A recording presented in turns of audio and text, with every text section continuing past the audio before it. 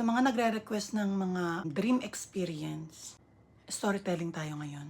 Nangyari to, I think, 4 years ago. May kapatid ako, may trabaho siya. Ngayon, na-assign siya na mag-seminar around Davao. Usually kasi, kapag may binubuksang bagong branch or bagong store ng company nila, siya yung pinapadala, siya yung mag-orient, magte-train doon sa lahat ng mga magiging bagong tao doon sa bagong branch. Ngayon, eto na, pinadala na siya ng Davao.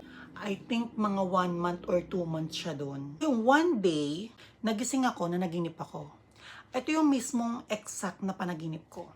Yung ate ko daw nasa Davao, ngayon umuwi siya, susurprise niya yung mga anak niya, yung kami isusurprise niya kami, tapos sinurprise niya yung mga bata sa SM North. So naka-specific, sa mismong dream, kung saan niya sinurprise yung mga anak niya.